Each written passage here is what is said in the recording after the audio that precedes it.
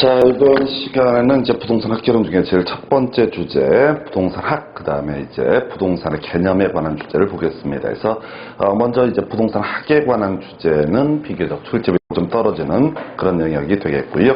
자, 살펴보게 되면, 자, 부동산 학의 개념에 관해서 나와 있습니다. 그래서, 부동산 학이라고 하는 것은 소위 이제 종합과학이라고 되어 있고, 응용과학, 그 다음에 경험과학, 이런 용어를 쓰게 됩니다. 다만, 요거는 우리 시험용으로는 좀 출제 빈도가 많이 떨어지는 것 중에 하나가 되겠고요.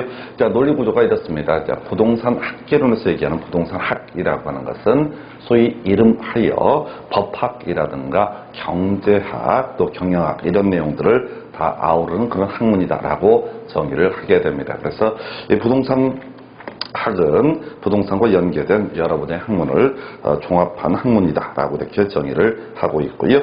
그러면 응용과학이라고 하는 거, 유일하게 출제 이슈가 됐던 것이 응용과학이라고 하는 것이 있습니다. 그래서 이 문학을 이제 분류를 할 때 소위 순수과학과 응용과학 이렇게 구분을 하게 되는데, 응용과학이라는 것은 현실의 문제를 해결하기 위한 학문을 가리켜서 응용과학이라는 용어를 쓰게 됩니다. 이에 비해서 뭐 이제 지구과학이라든가 또 천체학, 특히 천체학 이런 것들은 현실적으로 별 쓸모가 없는 그런 학문 중에 하나죠. 그래서 순수과학과 응용과학으로 학문을 구분한다라고 했을 때, 부동산학은 부동산과 관련된 인간의 활동, 부동산 활동이라든가 부동산 현상이라고 하는 것을 검토하기 위한 그런 학문. 그래서 부동산 문제의 원인 그리고 해결 방안 등을 제시하기 위한 학문이다라고 해서 응용과학이라는 용어를 쓰게 됩니다. 그래서 이 파트가 혹시 시험에 나온다면 상당히 골치 아픈 부분 중에 하나가 되게 됩니다. 그래서 용어의 정의에 관한 부분을 얘기하고 있고요. 따라서 자, 이 부동산학은 순수과학과 대응하는 개념이다 이렇게 봐야겠고요.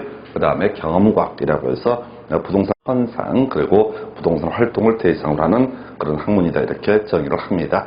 자, 그러면 이제 부동산학의 일반 원칙이라는 주제가 나와 있는데, 이것도 그래요. 자, 원래 이제 부동산학이라고 하는 것이 미국에서 만들어진 그런 이제 영역입니다. 그래서 이 미국에서 만들어진 것을 가지고 자, 일본 애들이 번역을 하게 됩니다. 그리고 그것을 다시 한국 사람들이 또 번역을 하게 됩니다. 그래서 이게 말 자체가 좀 안 맞아요. 안 맞다는 게 우리 지금 일반적으로 쓰이는 용어하고 잘 어울리지 않는 그런 용어를 쓰게 됩니다. 그래서 부동산학의 일반 원칙이라고 해서 자, 부동산학을 연구하는 사람들이 어떻게 접근을 할 것이냐라고 하는 것이 부동산학의 일반 원칙이라는 개념이 되겠고요.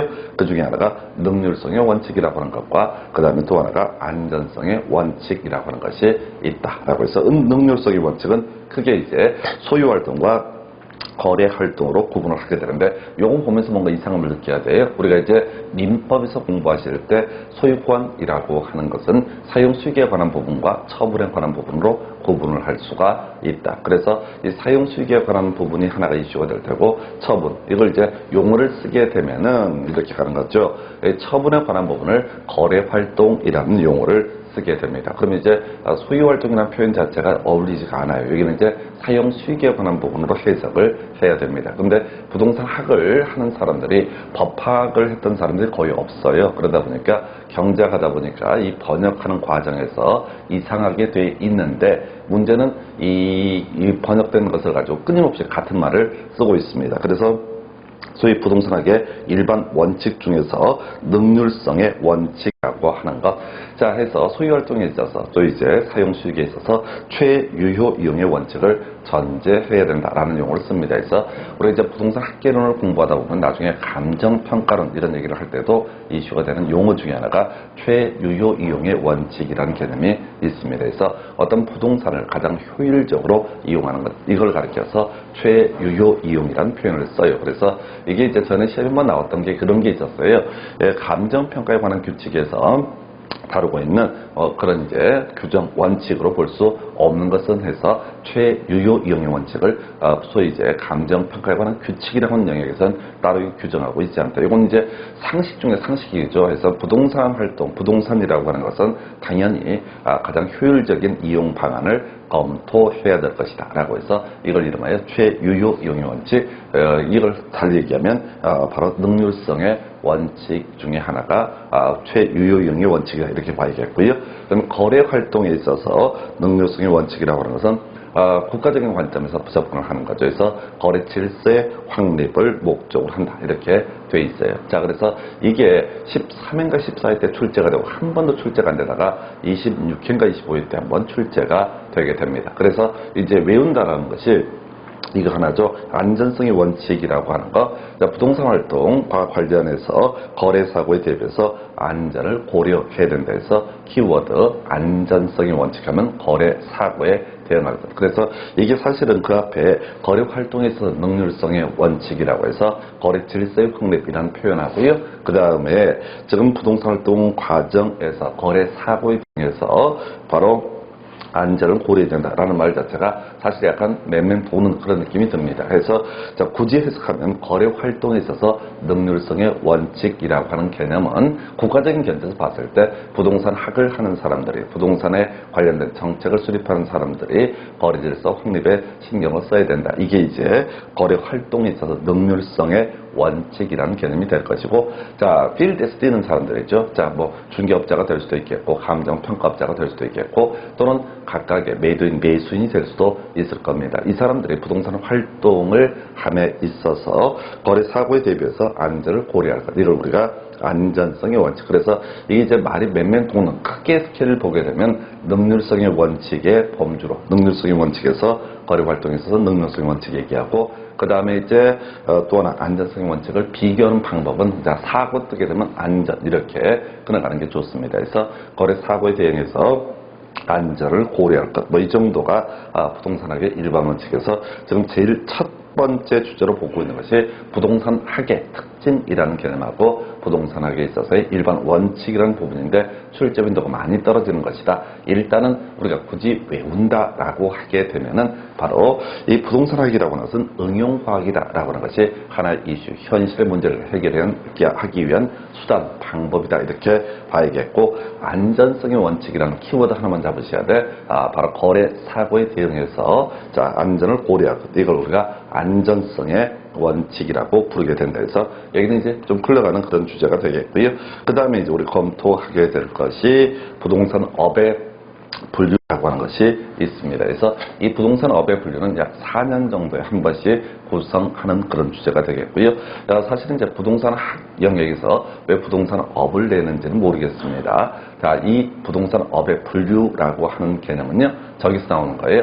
통계청에서요, 한국의 산업을 여러 가지로 분류를 하고 있는데 그 중에 부동산업이라는 타이틀을 가지고 자, 크게 6개 정도 되나요? 자, 우리가 이제 외우실 게 이게 이제 결국은 부동산업의 분류를 물어보는 게 출제 이슈가 되게 되는데 임공, 관중, 자감 이렇게 머리 글자 따서 외우시면 됩니다. 그래서 자, 부동산업에는요, 임대업이라고 하는 것이 있다라고 되어 있습니다. 공급업이라고 하는 것도 있을 수 있겠죠. 그 다음에 관리업이라고 하는 거, 그 다음에 자, 중개업이라고 하는 거, 중개 및 대리도 있겠고, 투자 자문업이라고 하는 것이 있고요. 감정평가업, 이렇게 지금 이제 크게 임공, 관중, 자감에서 6개의 키워드를 외워서 자, 부동산업의 분류에 관련된 문제를 해결하실 수 있습니다. 그래서 자, 일단은 임공, 관중, 자감 머리 글자 따서 6개를 외웠다고 치고요. 이 부동산 임대업이라고 하는 거 첫 번째 글자 영역이 될 텐데, 이 부동산 임대업이라는 것은 주비기 이런 식으로 3개로 구분을 하게 됩니다. 그래서 주거용 건물의 임대업이 있고요. 비주거용 건물의 임대업, 그리고 기타 부동산 임대업 이렇게 가게 됩니다. 자, 요걸 바라볼 때 이렇게 갔으면 좋겠어요. 자, 우리가 부동산이라고 하는 것은 토지하고요, 건물로 보통 구분을 하게 됩니다. 민법에서 부동산이라고 하는 것은 토지와 정착물 이렇게 정의를 하는데 정착물 중에서 주요 이슈가 되는 것이 건물이라고 하는 개념이 되겠습니다. 그래서 건물을 지금 2개로 분류하고 있어요. 자, 임대업에 있어서 주거용 건물의 임대업하고요, 비주거용 건물의 임대업, 그 다음에 기타 부동산 임대업. 그럼 이제 해석을 하게 되면 기타 부동산 임대업이라고 하는 것은 토지라고 하는 것이 그 주된 객체가 되게 됩니다. 그래서 자, 뒤에서 이제 주비기 이렇게 가다가 뭐 기가 빠지는 경우도 있는데 일단은 부동산업을 외우는 방법, 자, 임공, 관중, 자금에서 임대업이라고 하는 거, 공급업이라고 하는 거, 그 다음에 관리업이라고 하는 거, 중개업이라고 하는 것이 있겠고요. 그 다음에 투자자문업이라고 하는 것이 있겠고요. 그 다음에 감정평가업 이렇게 해서 이렇게 6개 뼈대 잡아놓고 이제 관리 관련해서 임대업 관련해서 주비기 보셨고요. 자, 공급업이라고 하는 것을 보겠습니다. 원래 이름 자체가 부동산 개발 및 공급업이라는 표현을 쓰고 있습니다. 그래서 역시 이 공급업이라고 하는 것도 주비기라고 해서 주거용 건물의 개발 공급업, 비주거용 건물의 개발 공급업, 기타 부동산의 개발 공급업 이렇게 세 개로 구분을 하게 됩니다. 그래서 주비기라고 하는 것 이렇게 분류가 될 수가 있겠고요.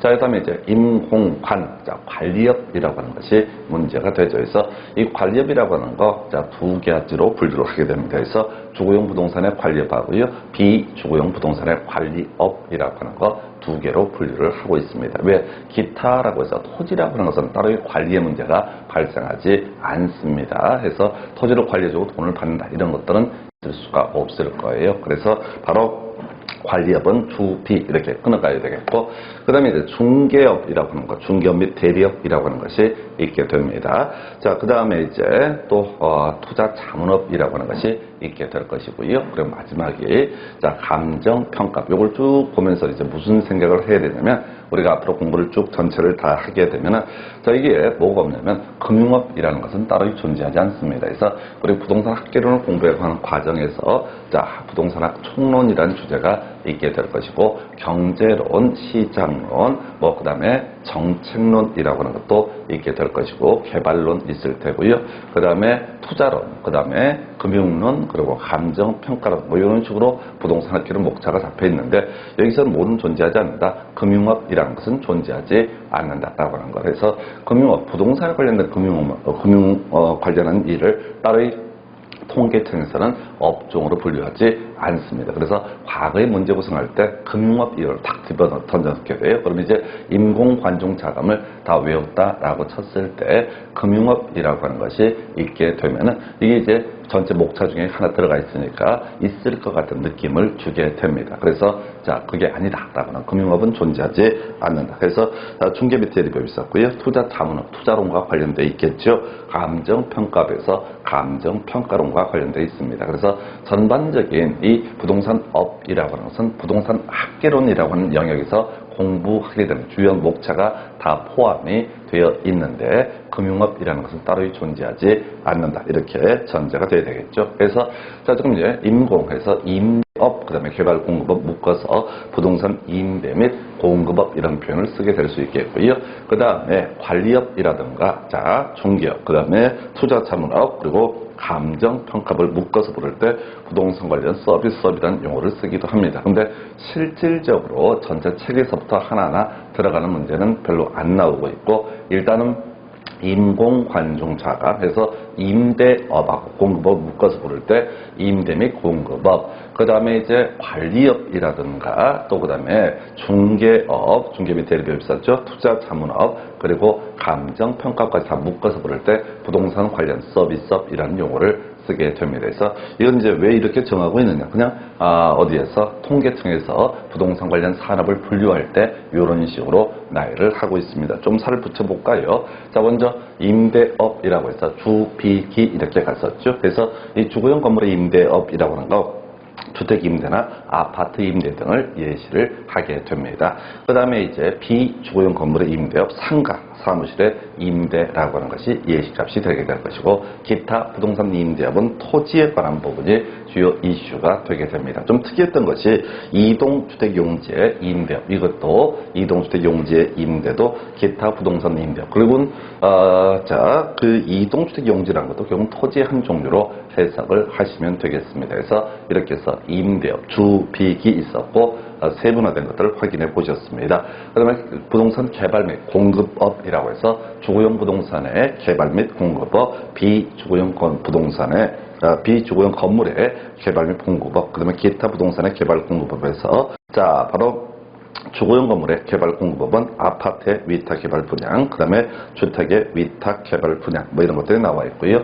그 다음에 사무용 건물의 위탁 개발 분양은 소위 이름하여 비주거용 건물의 개발 공급법, 이렇게 소리를 잡습니다. 기타 부동산 개발 공급법은 아무래도 토지죠. 그래서 토지의 개발법, 이런 것들이 바로 기타 부동산 개발 공급업이라고 예시를 하게 됩니다. 그 정도가 되겠고요. 그 다음에 이제 부동산의 관리업이라고 해서, 자, 저건 이제 토지라는 건 존재하지 않는다고 그랬어요. 이게 나중에, 자, 공인중개사법 2차 과목을 가서 공부를 하다 보면은 그런 얘기 나옵니다. 이 중개 대상물에 관한 확인 설명 등을 얘기함에 있어서, 자, 그때 이제 토진 중개 대상물에 대해서는 관리에 관한 사항을 설명하지 않는다, 이런 얘기를 하게 됩니다. 그래서 나중에 이제 기본 확인사항이라는 주제가 나오게 될 것이고, 대상 물건의 표시라든가 권리관계, 공법상 이용규제, 거래규제, 그리고 입관비에서 입지조건 관리, 비선호시설, 이런 내용들을 중개사법 영역에서 공부를 하게 될 텐데, 그때 이제 토지인 중개 대상물에 대해서는 관리에 관한 사항을 따로 설명을 하지 않는다. 그래서 토지 같은 경우는 따로 관리 문제가 발생하지 않죠. 그래서 부동산 관리업이라고 하는 것은 주거용 부동산의 관리업과 비주거용 부동산의 관리업, 이 정도로만 얘기를 하고 있고요. 그 다음에 개발 및 공급업, 부동산 중개, 자문 및 감정, 평가 묶어서 그 중에서 중개 및 대리업이라고 해서 뭐 보통 공인중개사 사무소를 생각을 하면 좋겠습니다. 그런 투자 자문업이라고 하는 것도 있겠고요. 그 다음에 부동산 감정, 평가, 이런 식으로 임공관중, 요거 정확히 배우는 게 포인트. 해서 이게 양이 어마무시하죠. 양 자체가 많아서 결국은 뼈대를 잡아갔을 때 임공관중자금, 이렇게 6개 정도 임공관중자금, 이런 식으로 외우시게 되면 대략 그림을 잡아내실 수가 있습니다. 그래서 아까 얘기한 한 4년 정도 또는 5년 정도 한 번씩 나오는 주제, 출제 빈도가 많이 떨어지는 영역이 되겠고요. 자, 그리고 이제 본론은 이제 들어가야 되죠. 자, 부동산 학에서의 당연히 관심 대상이라고 하는 것은 부동산이라는 것이 바로 관심 대상이 되게 됩니다. 자, 그래서 여기 이제 29회 때도 출제가 됐던 그런 주제이고요. 약 2년 정도에 한 번씩 구성되는 영역 중에 하나가 부동산의 범주, 정의를 따져묻는 것이 출제 이슈가 되게 됩니다. 그래서 이 부동산이라고 하는 것은 이제 크게 두 가지 관점에서 나눠볼 수 있어요. 유형적 측면이라고 해서 육안에 보이는 것을 가리켜서 부동산, 이렇게 해석을 하기도 하고요. 그 다음에 눈에 보이지 않는 개념으로서의 무형적 측면의 부동산이라는 개념도 존재합니다. 그래서 자, 먼저 유형적 측면 또는 이제 이걸 우리 시험 공부를 할 때는 물리적 측면의 부동산 또는 기술적 측면의 부동산. 제일 까다로운 게 물리적 측면의 부동산은 좀 쉽게 이해할 수 있어요. 물리적으로 눈에 보이는 것들. 근데 시험 문제를 구성할 때는 요즘에 특히 기술적 측면의 부동산, 이런 용어를 간간히 쓰게 됩니다. 그래서 자, 법제도 측면이라든가 경제적 측면, 뭐 여기까지는 대충 해볼 수 있는데 갑자기 뜬금없이 기술적 관점의 부동산이라고 하는 이 용어를 쓰게 되면 상당히 당황할 수 있습니다. 그래서 여기서 첫 번째 암기하실 쟁점은요, 자공위환이라고 해서 머리 글자 따서 외우셔야 돼. 자연, 공간, 위치, 환경이라고 하는 거. 이거 외우시면 나머지 경제적 관점의 부동산이라는 개념을 쉽게 잡아낼 수 있습니다. 그래서 자연이 뭐냐? 눈에 보이는 게 그게 바로 부동산이 어떻다? 자연이란 의미가 될 것이다. 공간이 뭐냐? 여기서 고개 들어서 부동산을 보게 되면, 토지, 건물 등을 보게 되면 그게 공간으로서의 성격을 갖게 된다. 그 다음에 위치라고 하는 것, 환경. 그래서 자공위환, 이게 이제 하나하나 자연이 뭔지, 공간이 뭔지, 위치가 뭔지, 환경이 뭔지를 따져보는 문제는 나오지 않습니다. 그냥 이게 문제를 구성할 때 거의 대부분의 영역이 두 가지 유형이에요. 주로 구성을 하는 게 지금 기술적 관점의 부동산에 관한 용어하고요. 그 다음에 경제적 관점의 부동산, 요 두 개를 용어를 섞어가지고 이 단어가 기술적 측면의 부동산이냐, 경제적 관점의 부동산이냐, 이렇게 묻는 게 가장 기본적인 출제 기술이 되게 됩니다. 그래서 두 개를 다 외우면 좋겠지만 일단은 첫 번째 단계에서 자공위환에서 자연, 공간, 위치, 환경이라고 하는 문제 구성할 때 28회 때 그런 질문 나왔었죠. 기술적 개념의 부동산에는 자연, 공간, 자본, 생산 요소의 성격을 가지게 된다. 이런 식으로 해서 틀리게 구성을 하게 됩니다. 그래서 자, 물리적 기술적 개념의 부동산 자공위환이라고 하는 것이 첫 번째 흐름이 되게 될 것이고요. 두 번째 경제적 관점의 부동산이라고 해서 자산, 자본, 생산 요소, 소비재 이런 의미를 갖게 되는데 이걸 갈 때는 두 개를 다 하게 되면 뒤죽박죽 돼 버립니다. 그래서 자공위환이라는 용어를 정확하게 캐치하는 게 필요하겠습니다. 그래서 자연, 공간, 위치, 환경에서 누관으로 봤을 때 부동산이라고 하는 것은 이렇게 네 가지 단어로 표시할 수 있다 해서 자공위환이라는 용어 이렇게 이제 갔었고요. 그 다음에 경제적 관점의 부동산이라고 하는 거. 자, 부동산에 대해서 부동산이라고 하는 거. 자, 경제적 관점에서 파악하게 되면 누구가 부동산을 가지고 있다라고 하면 그걸 우리가 자산을 가지고 있다라고 이렇게 표현을 하게 됩니다. 그 다음에 이제 부동산이라고 하는 것은 누군가에게는 또 자본으로서의 성격도 가지게 된다. 자본이라고 하는 개념은 그런 거죠. 이걸 투입을 해가지고 일정한 생산물을 만들어내는 개념. 이걸 우리가 자본이라고 얘기하죠. 일반적으로 현금이죠. 그래서 자본을 투자한다라고 하면 현금을 투자한다 이런 의미로 쓰이게 되는데 자 우리가 현물 투자, 현물로 투자하는 경우도 있을 수 있거든요. 예, 이런 경우 부동산은 자본으로서의 성격을 가지게 된다. 그리고 부동산은 가장 이제 원시적인 측면에서 파악하게 되면 생산 요소로서의 성격을 가진다. 우리가 이제 공장 지으려면 땅이 써야 되잖아요. 그래서 그 토지라고 하는 것은 어떻다? 생산 요소. 또 공장에서 물건 찍어내고 기계를 집어넣으려면 당연히 건물이 있어야 되죠. 그래서 바로 토지 건물이라고 하는 것은 생산 요소의 일부로 보게 된다라고 이렇게 봐야겠고요. 그럼 네 번째, 이 부동산이라고 하는 것은 소비재 또는 상품으로서의 성격을 가지고 있다. 우리가 이제 소비재라고 하는 거, 소비를 함으로써 효용을 느낄 수 있게 하는 거, 이게 소비재라는 개념이 되겠죠. 그래서 요즘에 이제 그 광고 비슷한 것들을 보게 되면 그런 거 있어요. 주택이라고 하는 것이 투자의 대상이 돼서 되고 살기 위한 공간이 돼야 된다. 이런 용어들을 쓰게 이런 이제 캠페인이랄까요? 이런 것들이 있습니다. 근데 이미 주택이라고 하는 것은 소비재로서의 성격을 가지고 있다. 그래서 사람들이 집 사는 게 목표잖아요. 집 사는 게 목표. 집 한 채 사면 인생 다 해결된 것 같고 해서 자산, 자본, 생산 요소, 소비재라고 하는. 그래서 문제를 구성할 때는 대부분의 문제가 지금 물리적, 기술적 측면의 부동산에서 자공위환. 여기 정확히 세팅이 돼야 돼. 자연, 공간, 위치, 환경이라는 키워드가 세팅이 되셔야 됩니다. 그래야지 자산, 자본, 생산 요소, 소비재라는 용어 자체 흔들림이 없습니다. 이게 어설프게 두 개를 이제 공부를 하다 보면 두 개가 막 뒤죽박죽이 되어버리면서 아주 아사리판이 돼요. 그래서 자공위안에서 자산, 공간, 위치, 환경이라고 하는 것이 물리적 혹은 기술적 측면의 부동산으로서의 의미를 가지고 있다. 그리고 경제적 관점의 부동산, 자산, 자본, 생산 요소, 소비재 해서 두 개 용어 섞어서 출제가 되게 됩니다. 한편 29회 때 출제가 됐던 개념은 법 제도적 관점에서의 부동산이라는 주제가 출제가 됐었지요. 그래서 우리가 민법에서 부동산이라고 하는 거 이렇게 정의를 하게 됩니다. 그래서 토지와 그 정착물이라고 정의를 하게 됩니다. 그래서 이 토지의 정착물의 범주에서 하나 이슈가 되는 게 건물이 가장 대표적인 케이스가 되게 됩니다. 그래서 일단 민법상 부동산, 법상 법 제도적 관점의 부동산은 민법에서 얘기하는 부동산의 정의를 기본적으로 묻는 거예요. 그래서 토지와 그 정착물로 일단 구분을 하고요. 그런데 뒤에서 큰 그림 보게 되면 준부동산이라는 개념도 있습니다. 부동산이라는 개념 자체가 원래 움직일 수 없다라는 의미를 가지고 있는데 동산 중에서 자산의 가치가 비싼 것들, 등기 등록이 가능한 것들 이런 것들을 묶어서 소위 부동산이라는 용어를 쓰게 됩니다. 그래서 법 제도적 관점의 부동산이라는 것은 결과적으로 민법상의 부동산이라는 개념이 하나가 있게 될 것이고요. 그 다음에 또 하나가 준부동산이라는 개념도 있게 된다. 그래서 민법상 부동산이라고 하는 거 토지와 그 정착물로 기본적으로 정의를 하게 됩니다. 그래서 토지는 부동산이다. 이건 별 따져모를 실력이 없고요.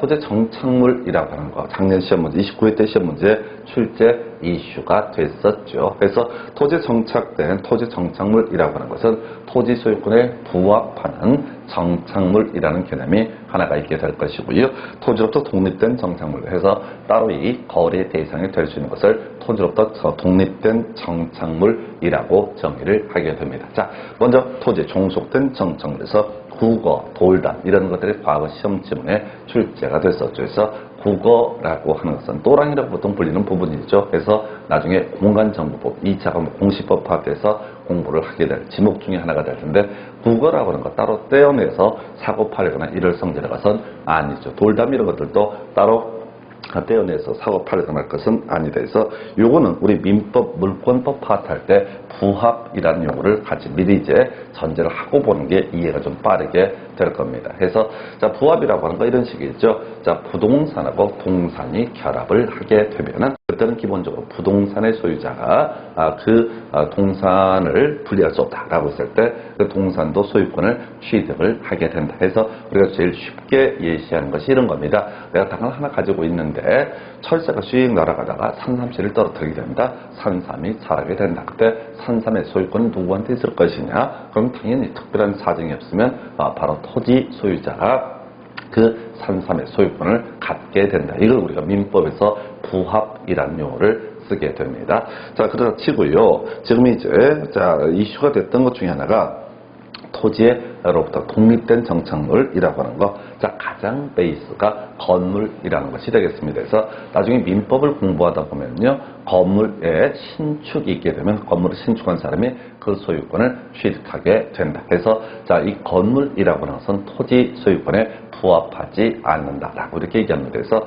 앞에서 이런 얘기 했었죠. 토지가 있고 그 위에 산삼이 자라게 되면 산삼의 소유권은 당연히 토지 소유자에게 있다. 이게 이제 부합의 한 예시가 될 텐데, 자, 부합이 인정되지 않는 것이 바로 건물이라는 개념이 있겠습니다. 그래서 자, 토지 위에 누군가 건물을 지어 올린다라고 했을 때, 자, 토지 소유자가 만약에 건물을 지어 올리게 되면, 자, 이것은 토지 소유권에 부합하는 것이 아니라 건물 소유권, 예를 들어 갑의 토지에 갑이 건물을 지었다. 그러면 갑은 따로 토지도 따로 갖고 건물도 이런 구조. 우리가 쉽게 예시할 수 있는 것이 갑의 토지에 아무런 권원이 없는 을이라는 사람이 건물을 지어 올린다라고 했을 때 이 건물이라고 하는 것은 토지 소유권에 부합하지 않는다라고 이렇게 얘기합니다. 그래서 토지 소유권에 부합하지 않기 때문에 이때는 어떻게 한다고요? 이 건물이라고 하는 거, 자, 독자적인 을의 소유자가 을에게 소유권이 귀속이 되게 된다. 가장 기본이고요. 이제 나무 얘기 몇 개 봐야 되죠. 그래서 지금 이제 등기된 인목이라는 게 제가 밑에다 뽑아놨는데, 인목 같은 경우는 우리 이제 학개론할 때는 막 섞어서 구성을 합니다. 그래서 엄밀히 얘기하면 등기된 인목이라고 하는 것은 준부동산의 일종으로 해석을 해야 됩니다. 그래서 일단은 자, 나무를 한번 생각해 볼까요? 앞에서 제가 설명드릴 때 이런 말씀을 드렸습니다. 자, 토지 위에 어떤 나무가 자라고 있다라고 한다면 특별한 사정이 없으면 당연히 그 나무의 소유권은 누구에 속한다? 바로 토지 소유자에게 속한다. 이걸 우리가 부합이라고 얘기를 하게 됩니다. 농작물이 자라고 있다. 특별한 사정이 없으면 당연히 그 농작물은 토지 소유자에게 그 소유권이 귀속이 되게 된다. 근데 이제 나무와 관련해서 자, 그 명인 방법을 갖춘 수목이라는 개념이 있게 됩니다. 그래서 이 명인 방법을 갖춘 수목이라는 건 뭐냐면 아주 옛날에 우리나라에서 뭐 벌써 50년, 60년 전에 써있던 그런 물권의 공시 방법이에요. 우리가 이제 민법 공부하실 때 물권의 공시라고 하는 것은 일반적으로 등기라고 하는 것이 공시 수단이 되게 될 것이고, 경우에 따라서 점유가 공시 수단이 되는 경우도 있습니다. 그 나중에 민법에서 공부를 하게 될 테고요. 다시 돌아가서 자, 명인 방법을 갖춘 수목이라고 해서 원래 나무의 소유권은 토지 소유권에 부합하게 된다. 그래서 특별한 사정이 없으면 토지 소유자가 나무의 소유권도 갖게 된다. 이렇게 이제 소리를 잡아가야 될 것인데, 문제는 그런 얘기죠. 이 경우에 자, 명인 방법을 갖췄다라고 하면 자, 토지 위에 나무가 있습니다. 근데 어떤 이유가 있어서 이건 내 거야라고 어떤 그 나무의 소유자 이름표를 다 붙여놨다. 이걸 우리가 명인 방법을 갖춘 수목이라고 정의를 합니다. 명인이라는 게 명찰 붙인다 할 때 이름 명찰을 쓰고 있거든요. 그러면 인이라는 것은 새긴다, 도장할 때, 인장할 때 인이라는 용어를 쓰는 거예요. 그래서 명인 방법을 갖춘 수목이라고 하는 것은 토지 소유권에 부합하지 않는다. 이게 이제 주로 어떤 식으로 적용이 되는 거냐면 현실에 있어서는 요즘에 그런 거 있는지 모르겠는데 시골에서요 파 같은 거 있지 않습니까? 대파 이런 것들. 자, 지금 도매상이 밭대기라고 부르죠. 전체를 다 사는 경우가 있다. 그러면 원래 대파 이런 것들은 토지 소유권에 부합을 해야 될 것인데 거기다가 명찰 크게 플랜카드를 붙여놨어요. 이 토지 위에 있는 대파는 아무의 거다라고 하는 거, 이게 바로 명인 방법이라는 개념이 되겠습니다. 그래서 자, 우리가 나무보다는 이제 주로 시험 문제 구성을 이 농작물보다는 나무를 주로 구성을 하게 되는데 명인 방법을 갖춘 수목이라고 하는 것은 토지 소유권에 부합하지 않고 그 이름표 써 있는 사람의 것이 된다, 이런 의미가 되겠습니다. 그 다음에 이제 농작물 등에 대해서 확인을 하게 되면 다시 갑시다. 자, 나무에 대해서는 기본적으로 토지 소유권에 부합을 하게 된다. 근데 명인 방법을 갖추게 되면 토지 소유권에 부합하지 않고 나무에 대해서 독자적인 소유권이 인정이 된다. 즉 토지의 도주로부터 독립돼서 거래 대상이 될 수 있다. 이런 게 있겠고요. 그 다음에 이제 농작물의 경우 이렇게 가야 되죠. 우리 민법할 때 이렇게 갑니다. 자, 토지 위에 나무라든가 농작물이라고 하는 것을 정당한 권원에 의해서 만약에 재배를 하게 되면 경작자 또는 재배한 사람이 소유권을 갖는다. 이런 게 이제 하나의 틀이 될 텐데, 자, 권원에 의해서 경작되는 농작물, 수목이라고 하는 것은 당연히 정당한 권원을 가진 자가 그 소유권을 갖게 됩니다. 그래서 뒤에서 우리 이제 민법할 때 공부할 텐데, 나무를 심기 위해서 지상권을 설정하는 경우가 있을 수가 있습니다. 그래서 이 지상권을 설정을 하게 된다라고 하게 되면 지상권의 근거에서 나무를 심었을 때 그 나무의 소유자는 누가 된다? 지상권자가 된다. 임차권에 근거해서 바로 농작물을 재배하면 당연히 임차권을 가진 자가 농작물의 소유자가 된다. 이게 이제 정당한 권원에 의해서 농작물 또는 수목을 재배했을 때 그 사람이 소유권을 갖는다. 그리고 이제 민법에서 가끔 나오는 이슈 중에 하나죠. 그래서 정당한 권원 없이 농작물을 재배를 하게 됩니다. 그러면 당연히 원칙적으로 누구게 된다? 토지 소유자 것이 된다. 이렇게 봐야 되는데, 이 문제의 농작물이 수확기에 이르게 되면 우리 판례에서는 정당한 권원이 없다라고 할지라도 경작자가 그 소유권을 취득을 하게 된다. 소위 이제 토지 소유권에 부합하지 않는다라고 하는 것이 나오게 됩니다. 그래서 이런 경우의 수를 하나 확인을 해볼 수가 있겠고요. 그래서 나중에 특히 민법 파트에서는 정당한 권원 없이 농작물을 재배했을 때 수확기에 이른다는 전제하에서 이때는 누가 바로 경작자가 그 소유권을 취득한다. 이게 이제 아마 이슈가 될 수가 있습니다. 그래서 지금 이렇게 쭉 본 것들 다시 정당한 권원에 의해서 수목 또는 농작물을 재배하면 정당한 권원을 가진 자가 소유권을 갖기 때문에 토지 소유권에 부합하지 않고 독자적인 거래 객체가 된다. 그런 명인 방법을 갖춘 수목이라든가 그다음에 수확기에 이른 농작물 등은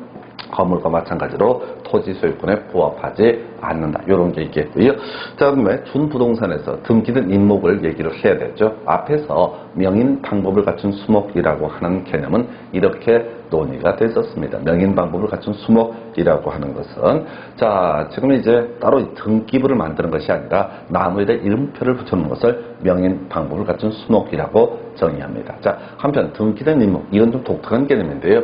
우리가 등기법 2차 과목 등 공부하다 보면은 소유권 보존 등기라고 하는 거, 토지하고 건물에 대해서 소유권 보존 등기를 할 수 있다. 만약에 소유권 보존 등기가 이루어지게 되면 소유권 이전 등기라는 형식을 빌어서 사고 파는 것도 가능하고요. 소유권 보존 등기가 이루어진 상태에서 돈 빌리고 저당권을 설정하는 것도 가능합니다. 그런데 임목에 관한 법률이라고 하는 법이 있어요. 이 임목에 관한 법률이라고 하는 데서는 이 나무에 대해서 일정한 요건 하에 소유권 보존 등기를 할 수가 있습니다. 그래서 이 나무가 소유권 보존 등기의 대상이 됐다. 그래서 외부의 어떤 권리가 공시 발표가 되게 되면 이 임목을 담보로 해서 저당권을 설정하는 것도 가능하고 또 임목만의 소유권 이전도 가능하다라고 해서 원래 나무라고 하는 것은 토지의 정착물 그리고 명인 방법을 갖춰 봐봤자 소유권 이전의 대상만 될 뿐인데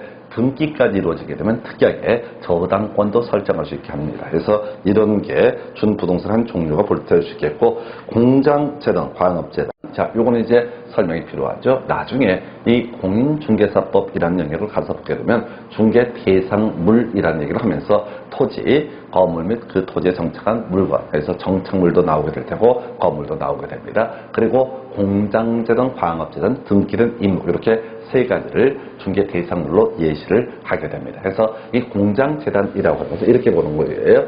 자, 우리가 돈을 빌리고자 합니다. 그럼 이제 토지가 있으면 토지를 담보로 돈을 빌릴 수 있고, 건물이 있으면 건물을 담보로 저당권 설정하고 돈을 빌릴 수가 있습니다. 근데 우리 한번 삼성전자 이런 거 한번 생각해 볼까요? 삼성전자 같은 큰 이제 반도체 공장 등을 보시게 되면은 토지 있고요, 건물이 있고요. 근데 토지 가격에는 건물 가격 대비 그 안에 들어가는 기계가 훨씬 비쌉니다. 말도 못하게 비싸요. 몇백억짜리 기계도 들어가 있습니다. 그래서 삼성전자에서 이런저런 이유가 있어서 돈을 좀 융통할 필요가 있다라고 판단되게 되면 뭘 한다고요? 바로 토지, 건물을 담보로 저당권을 설정하고 돈 빌리는 게 아니라 토지와 건물과 그 각종 기계, 비싼 기계 등을 하나의 재산으로 묶어서 그걸 담보로 다 돈을 빌릴 수 있습니다. 이때 이걸 우리가 공장재단이라는 용어를 쓰게 됩니다. 자, 그리고 거의 똑같은 구조가 광업재단이라고 하는 개념이 있어요. 그래서 이 광업재단이라고 하는 것은 광물을 캘 수 있는 광업권이라는 특허, 이런 권리가 하나 있고요.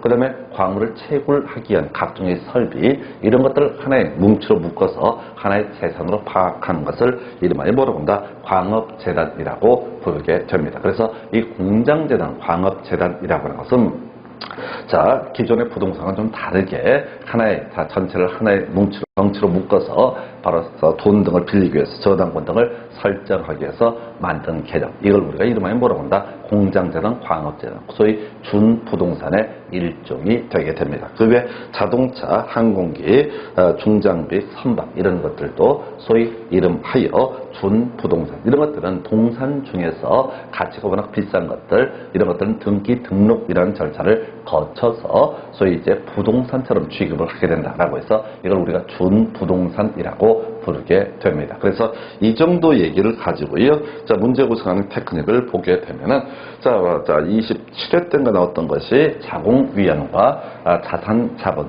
생산 요소, 소비재, 요걸 비교하는 문제가 하나가 구성이 됐었고요. 29회 때는 바로 법 제도적 관점의 부동산에서 토지와 그 정착물에 관한 내용을 가지고 설명을 한 바가 있습니다. 그래서 이 정도가 소위 이제 부동산의 개념에 관한 부분. 그래서 일단은 좀 어려울 수 있는 것이 바로 민법상 부동산에 관한 개념. 이게 조금 공부하시기는 힘들 수가 있습니다. 처음 하시는 분들은 상당히 부담스러운데 나중에 이 얘기는 물권법, 민법 1차 과목 물권법 파트에서 조금 똑같은 얘기를 또 한번 하게 될 거고요. 그리고 요거랑 같이 묶어서 공인중개사법에 가게 되면 중개대상물이라고 해서 토지, 건물, 그 밖에 토지 정착물하고요.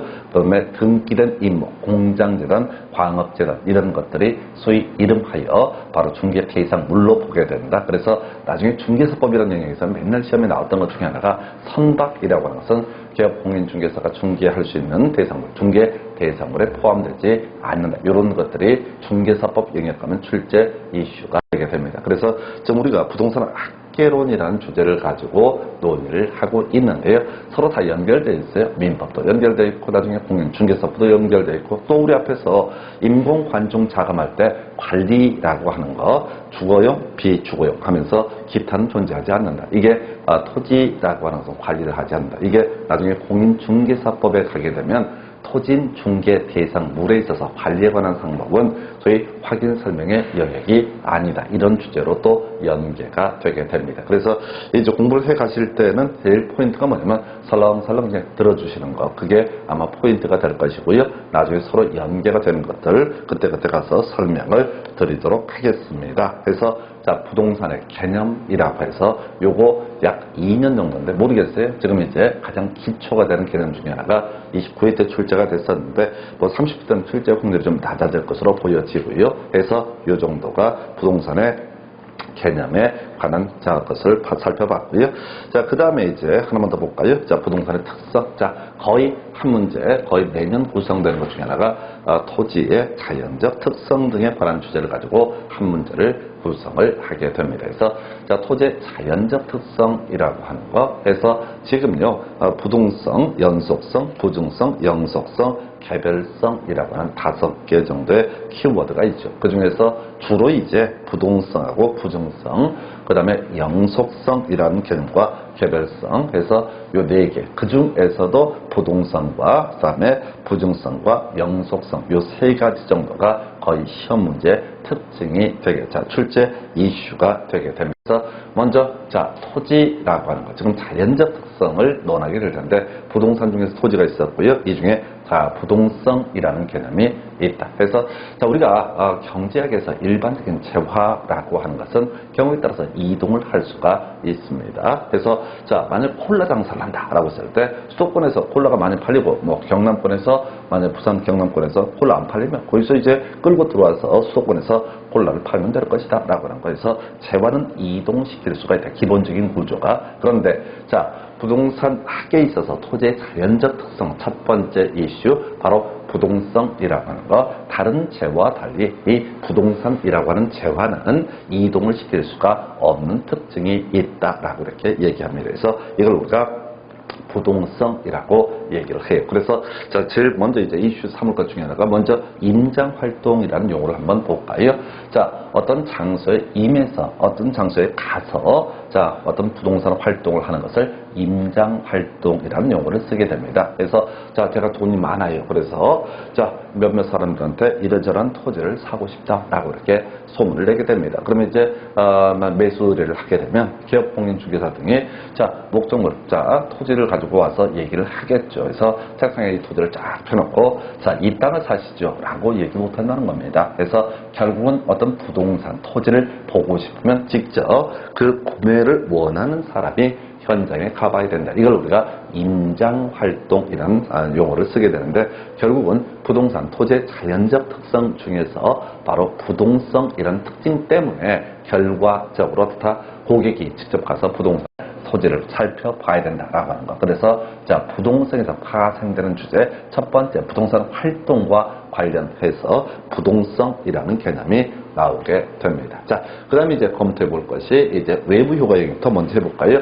자, 부동산은 자, 그 재화의 위치를 바꿀 수가 없다. 움직일 수가 없다. 그래서 내가 어떤 동네에 들어가서요, 이사를 갔습니다. 자, 그래서 아파트를 하나 사서 거주를 하고 있는데 그 주변에 대형 마트가 등장을 하고 그 다음에 쾌적한 공원이 조성이 되고 그 다음에 교통도 겁나 좋아지게 됩니다. 그러면 아파트 값이 올라가게 돼요. 예, 만약 이렇다라고 했을 때 이걸 우리가 외부 효과라는 표현을 쓰게 됩니다. 외부 효과의 정의는 이런 식이에요. 어떤 경제 주체 활동이라고 하는 것이 그 사람의 의사와 무관하게 다른 타인에게 이익을 주거나 손해를 주면서 이때 보상 등을 하지 않고 또 손해배상도 하지 않고 그 다음에 이익을 돌려달라고 하지 않는 현상을 외부 효과라고 부르게 됩니다. 자, 내가 어떤 아파트에 들어가서 살아요. 거기에 지하철이 갑자기 놓이게 됩니다. 그럼 교통이 편해지니까 집값이 올라갈 가능성이 있겠죠. 올라갔다고 하십시다.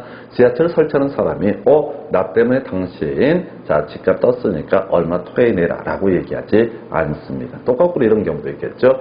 자, 어떤 지역에 아파트에 입주를 했는데 그 인근에 화장시설이 들어서게 되면서 자, 뭐라고요? 아파트 가격이 떨어지게 된다라고 한번 전제를 해보겠습니다. 자, 그러면 화장실을 설치한 사람이 미안해, 집값 빠져서 내가 보상해 줄게 라고 하는 거 이거 하지 않습니다. 또 설령 소송을 제기한 한들 그런 것들은 소송을 통해서 배상 등을 받을 수가 없습니다. 그래서 이걸 이름하여 뭐라고 본다? 바로 외부 효과. 어떤 경제주체, 지하철을 설치한다든가 화장시설을 설치한다라고 하는 그 각각의 어떤 사람의 활동이라는 것이 그 사람의 의도와 무관하게 이익 또는 손해를 주지만 이익을 줬다고 해서 자, 바로 이익을 돌려달라고 하지 않고 손해를 가했다고 해서 손해배상을 하지 않는 시스템, 이걸 이름하여 외부 효과라는 표현을 쓰게 됩니다. 자, 우리가 이런 얘기죠. 지금 갑자기 아파트 인근에 지하철 역세권, 지하철이 뚫리게 된다라고 했을 때 아파트 값이 뛰게 됩니다. 이건 뭐라고요?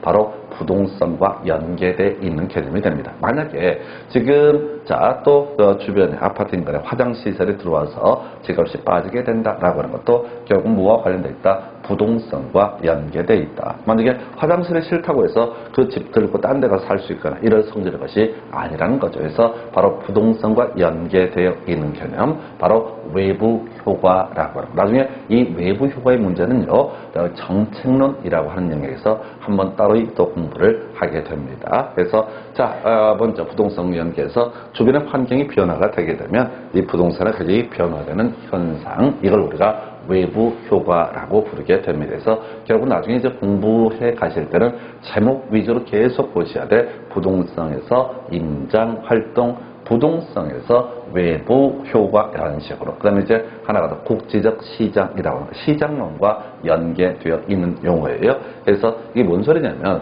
서울의 땅값이 겁나 비싸게 올라가게 됩니다. 그랬을 때 저쪽 진주에 있는 경남 진주는 땅을 들고 와서 옮겨줄 수가 없는 것이죠. 왜? 부동성이라는 특징 때문에. 그래서 서울의 땅값은 오르는데 저희 지방에 있는 땅값들은 오르지 않는 현상. 이걸 이름하여 뭐라고 한다? 국지적 시장, 국지적 시장이라는 용어를 쓰게 됩니다. 그래서 토지에 대한 수요가 서울에서 많이 증가한다라고 할 때라도 그 수요에 대응하기 위해서 그 토지를 들고 와서 팔을 수가 없는 현상을 가리켜서 국지적 시장이 형성된다 해서 국지적 시장이 형성되는 이유라고 하는 것은 바로 뭐와 관련되어 있다? 부동성이라는 개념과 연계되어 있다. 이렇게 해석을 합니다. 그래서 토지의 자연적 특성, 첫 번째 이슈, 다른 재와 달리 움직일 수 없다라는 부동성에서 파생되는 문제. 첫 번째, 바로 그 토지를 보고 싶으면 소위 임장활동, 그 토지에 직접 가야지 물건을 볼 수가 있다. 두 번째가 바로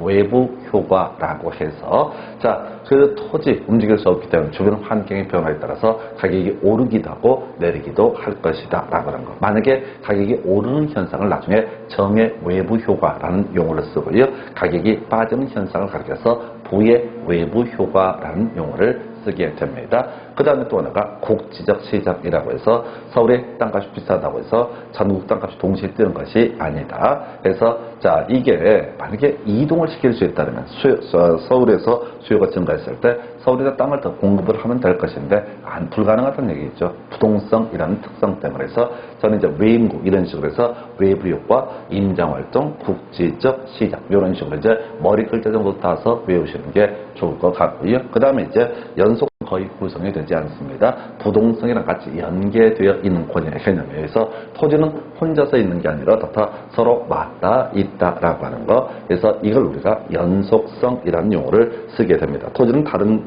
토지와 연속되므로 주변 환경의 변화가 발생하게 되면 그 토지의 가격에 영향을 미친다 해서 바로 부동성, 연속성이 연계가 돼서 소위 외부 효과의 문제 해서 외부 효과는 부동성하고 연속성, 인접성, 또 연속성 대신에 인접성이라는 용어를 쓰기도 하는데 이것과 관련되어 있다 해서 일단 연속성은 배제하시고요. 양을 들리면 외우기가 대단히 어려워집니다. 간단하게 바로 부동성, 외임국에서 외부 효과, 임장 활동, 국지적 시장이라고 하는 것이 키워드가 되겠습니다. 그 다음에 이제 논의할 것이 부증성이라고 하는 주제.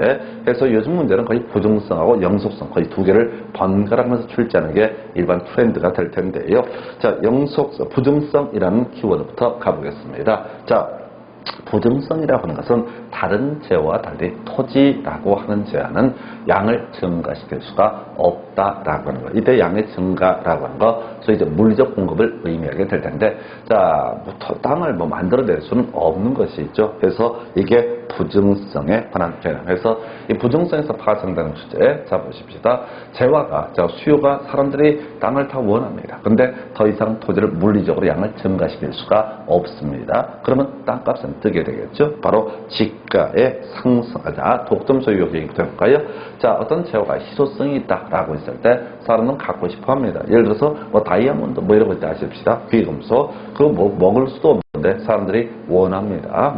여러 가지 이유가 있겠지만 본질적으로 희소성이라는 특징 때문에 그런 문제가 발생을 하게 될 것이고요. 여기서 이제 재와 수요는 늘어나는데 사람들이 그 보석을 또는 땅을 원하는데 수요가 수요를 공급을 증가시킬 수 없기 때문에 독점 소유욕이라는 것이 발생하게 될 것이고요. 한편 서로 갖겠다는 사람이 많습니다. 그러면 이제 공간된 입지 경쟁이라서 서로 줄을 서겠죠. 내가 그 땅을 사겠습니다. 내가 그 땅을 사겠습니다. 라고 얘기를 할 테고, 그러면 이제 결과적으로 지가의 상승 이런 문제와 연계가 되게 될 것이고, 지가가 상승된 상태에서 내가 높은 금액을 주고 그 토지를 구입을 했다라고 한다라면은 그때는 뭐라고요? 이때는 바로 아주 높은 고층 빌딩을 지어 올리게 될 것이다. 이걸 우리가 집약적 토지 이용이라고 부르게 됩니다. 그래서 다시 갑시다.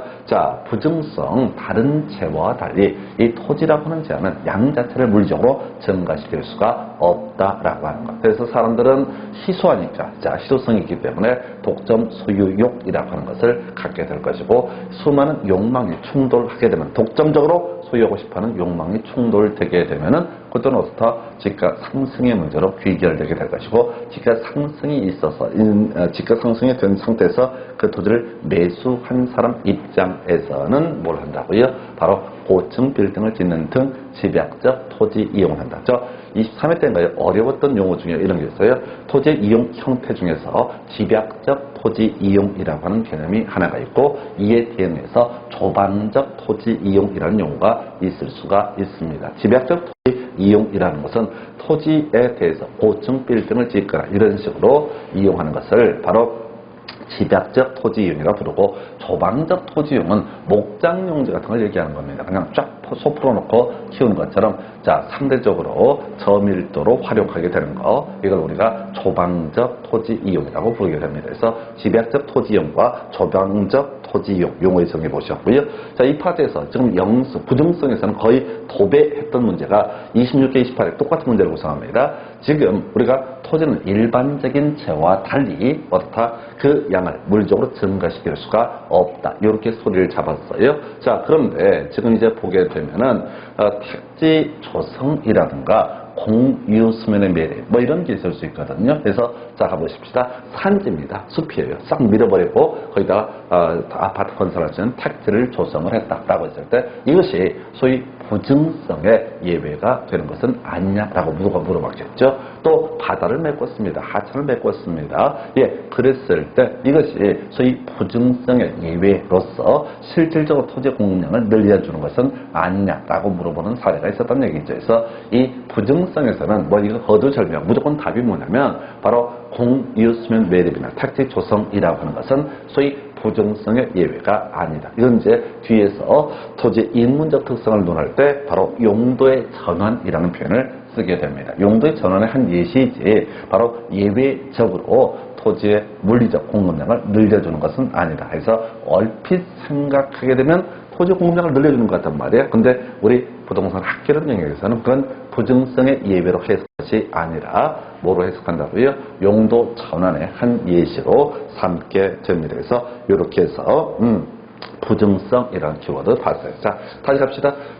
부동성이라고 하는 것이 있었죠. 외인목에서 외부 효과라든가 임장활동, 국지적 시장. 그 다음에 이제 부증성에서는 그냥 소리 자체가 독점 소유욕 발생하게 될 것이고요. 그리고 그 다음 단계에서 지가의 상승 문제, 비싼 땅을 샀으니 집약적인 토지 이용 이런 식으로 부동산 현상은 나타나게 된다. 그리고 시험 문제 답이 되는 것은 바로 이 얘기예요. 택지 조성이나 공유수면 매립이라고 하는 것은 소위 부증성의 예외로 볼 수가 없다라고 하는 거 이렇게 정리합니다. 그래서 요 한 문제짜리 그리고 이제 영속성이라는 주제가 나오게 됩니다. 그래서 영속성이라고 하는 거 썩지 않는 성질을 가리켜서 우리가 바로 영속성이라고 부릅니다. 달아지지 않는 성질을 가리켜서 영속성이라는 용어를 쓰게 됩니다. 그래서 우리가 볼펜이라고 하는 거 이런 볼펜이라는 재화를 생각을 해보면 좀 쓰면 달아지죠. 더 이상 쓸 수가 없는 상태에 이르게 됩니다.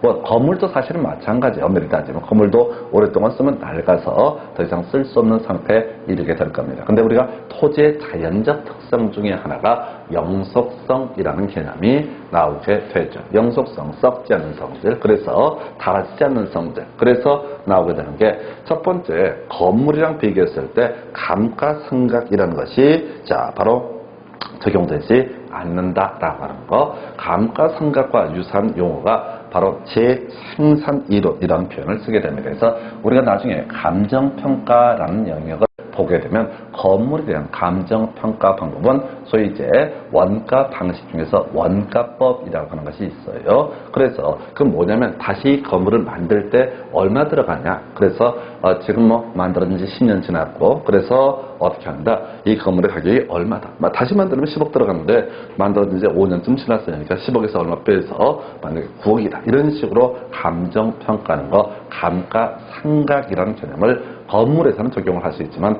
토지에 있어서는 없다. 감가상각의 문제가 발생하지 않는다. 감가라고 하는 것은 시간 흐름에 따라서 가치가 떨어졌을 때 그만큼 가치를 낮게 빼주는 과정을 감가라고 부르게 됩니다. 그래서 토지라고 하는 이 재화에 있어서는 감가상각이라는 개념은 적용될 수 없다. 두 번째, 자 임대차성이 발달하게 된다 해서 사실 이건 건물까지도 같이 마찬가지인데 토지만 한정해서 보게 되면 토지를 누가 쓴다고 해서 토지가 닳아지거나 없어지는 것이 아닙니다. 그래서 자 일반 재화에 비해서 임대차시장이 발달할 수밖에 없다. 왜? 빌려줘도 다 쓰고 나서 그대로 다 돌려주기 때문에. 그래서 자 임대차 시장 발달한다. 그 다음에 이제 영속성 때문에 장기 투자의 가능성이 있다라고 얘기합니다. 그래서 나중에 우리가 투자론을 보게 되면요, 부동산, 뭐 임대 부동산, 임대주택이라고 하는 재화를 가지고 자 부동산 투자를 한다라고 했을 때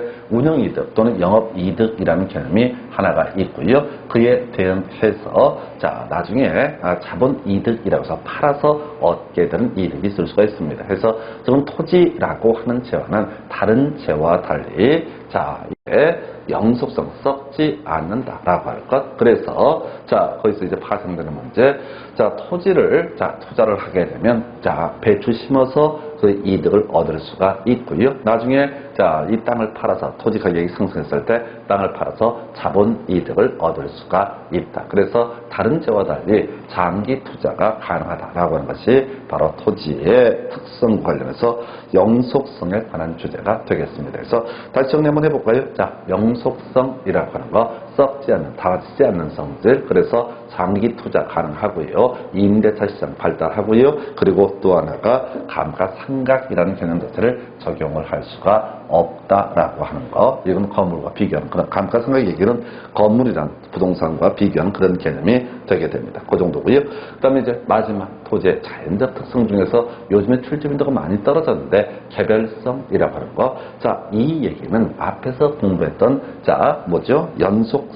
연속성이라든가 부동성 뭐 이런 것들과도 같이 연계되어 있는 개념인데 개별성이라고 하는 것은 개별이라고 하는 것은 똑같은 물건은 존재하지 않는 성질을 가리켜서 개별성이라고 부릅니다. 이걸 이제 용어상 대체 관계가 제약된다라고 표현했습니다. 그래서 개별성에서 나오는 키워드 뭐라고요? 대체 관계가 제약된다. 개별성, 똑같은 물건이 없다라고 하는 것이 토지의 자연적 특성 중에 하나가 될 것이고, 그래서 바로 옆에 있는 물건 바로 대체해서 쓴다. 이런 개념 자체가 성립할 수 없습니다. 그래서 지금 보시게 되면 특정한 토지와 동일한 물건, 동일한 토지라는 것은 존재할 수 없으므로 대체 관계 제약이라는 현상이 나타나게 된다. 이게 이제 개별성에 관한 부분이고요. 자, 좀 오래전에 나왔던 문제인데 우리가 이제 토지와 관련한 부분, 자, 공급이라는 관점에서 한번 파악을 해보겠습니다. 그래서 앞에서 이제 개별성이라고 하는 거 잡아볼까요? 자, 어떤 토지가 있어요. 자, 주택을 지을 수 있는 토지고, 그 다음에 뭐 거기는 10층까지 건물을 뽑을 수가 있다라고 한번 전제를 해보겠습니다. 근데 그 옆에 있는 토지, 용도적 가ความ비슷해 보이는 토지는 있겠지만 최소한 똑같은 토지는 존재하지 않는다라고 해서 그렇게 보시면 돼요. 블록이라 한 블록 내의 토지라고 할지라도 모서리 부분에 있는 토지하고요. 그 옆에 있는 부분의 토지는 분명히 조금씩 달라지게 된다. 그래서 지금 이 개별성이라고 하는 개념에서 아까 대체관계 제약된다라고 했었고요. 자, 공급이라고 하는 것은 독점적이다. 이게 무슨 소리냐면 그 세상에 물건은 딱 하나밖에 없다는 얘기야. 그래서 자, 그와 유사한 물건은 있을 수가 있겠지만 딱 그 물건, 자, 그 완벽하게 그 토지와 동일한 성질을 갖는 것은 한 개밖에 없다. 그러니까 누가 공급자 입장, 토지를 공급하는 입장에서, 토지 소유자 입장에서는 독점적인 지위를 가지게 된다라고 할 것이고요. 하나 더, 자, 내가 A라는 토지를, A라는 특성을 가지고 있는 토지를 가지고 있습니다. 사람들이 줄을 섭니다. 근데 나는 그 공급량을 늘릴 수가 있다, 없다? 없다. 해서 바로 이게 같이 맞물려 있는 개념이 비탄력적이다라고 이렇게 용어를 했습니다. 해서 자, 세상에 유일한 제어 하나밖에 없다. 그렇다고 전제했을 때, 자, 공급자 입장에서는 공급은 어떻다? 비탄력적으로 반응을 하게 될 것이고 독점적인 지위를 갖는다. 여기서 탄력적, 비탄력적 경제론 할 때 다시 논의하게 될 주제인데요.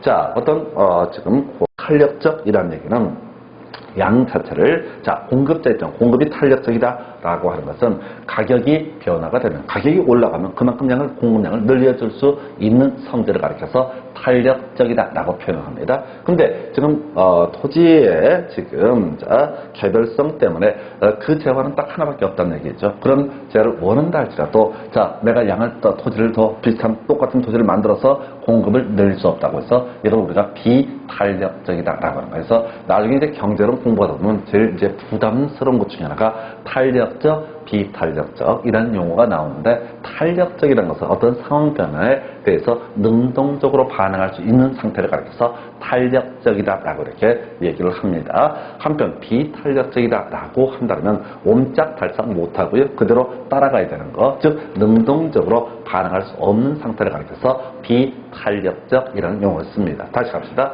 개별성이라는 관점에서 보게 되면, 자, 세상에 똑같은 물건은 단 하나로, 토지는 한 개밖에 존재하지 않는다. 그럼 공급자 입장에서 파악을 하게 되면, 자, 가격이 오른다라고 했을 때, 사람들이 그 땅 하나를 사겠다고 서로 줄을 선다라고 했을 때, 공급이라는 것은 독점적인 지위를 가지고 있다. 세상에 하나밖에 없으니까. 한편, 자, 그 땅을 원한다고 해서 똑같은 땅을 두 개, 세 개, 네 개를 만들 수 없다는 측면에서 공급은 비탄력적으로 반응을 하게 된다 해서 이렇게 토지의 자연적 특성 네 가지, 그 중에서 다시 부동성, 외임국이라고 하는 것이 있었죠. 두 번째가 부증성이라고 해서, 이런 답을 외우고 들어가셔야 돼. 공유수면의 매력이나 산지 개간이라고 하는 것은 부증성의 예외가 아니다라고 할 것. 영속성, 썩지 않는, 달아지지 않는 성질, 따라서 감가상각의 문제가 발생하지 않게 될 것이다. 임대차 시장이 발달하게 된다. 장기 투자가 가능한 원인 중에 하나가 바로 영속성이라고 하는 거. 개별성, 대체관계가 제약되는 성질, 세상에 유일하게 하나밖에 없다라는 개념이 개별성이라는 개념이 될 것이고, 이런 개별성이라는, 자, 토지의 자연적 특성 때문에 공급은 독점적 지위를 가지고 있다. 공급의 입장에서는 또 비탄력적으로 반응을 하게 된다. 이 정도까지가 토지의 자연적 특성에 관한 주제이고요. 자, 이게 나머지는 어차피 자연적 특성을 갖고 시험 문제를 구성을 하게 되는데, 우리 앞에서 부증성에 대응해서 이런 개념이 있었죠. 용도의 다양성이라고 해서 토지의 최유효 이용 여부가 문제가 된다 해서, 자, 어떤 토지라고 하는 거 인문적 관점에서, 자, 인문적 특성을 파악을 하게 되면은, 자, 어떻게 이용하는 것이 가장 효율적 이용일 것인가, 이걸 우리가 최유효 이용이라는 표현을 쓰게 됩니다. 그래서 여기서 이제 제일 이슈가 되는 건 나머지 다 필요 없고, 자, 부증성이라는 특성에도 불구하고, 즉 토지의 물리적 공급량을 늘릴 수 없다는 특성에도 불구하고 산지 개간이라든가 또는, 자, 앞에서 공유수면 매립 등을 통해서 토지의 양이 늘어나는 것처럼 보이는 그 현상, 이것은 바로 토지의 이문적 특성이라고 부를 수 있는 용도의 다양성이라는 개념과 연계되어 있다. 이렇게 논의를 하게 됩니다. 그래서, 자, 이렇게 보셨고요. 뭐 위치의 가변성은 큰 이슈가 되지 않아요. 그래서 지금까지 우리 시험에 이슈가 됐던 거, 부동성, 외임국이라고 하는 거, 그 다음에, 자, 또 하나가 부증성이라고 해서 지금 공유수면 매립, 그리고 개간 등은 부증성의 예외가 아니라 이문적 특성인 용도의 다양성과 관련되어 있는 개념입니다. 영속성, 장기투자, 임대차 이런 것들 발달되는 원인 중에 하나, 감가상각 배제가 됐었고요. 개별성이라는 부분에서는 경제론과 연계해서 공급은 독점적이고 비탄력적으로 반응을 하게 된다. 이 정도까지 토지의 자연적 특성까지 설명드렸습니다. 그래서 잠시 끊었다가요, 자, 부동산, 토지 분류 등에 관한 주제 확인을 하겠습니다.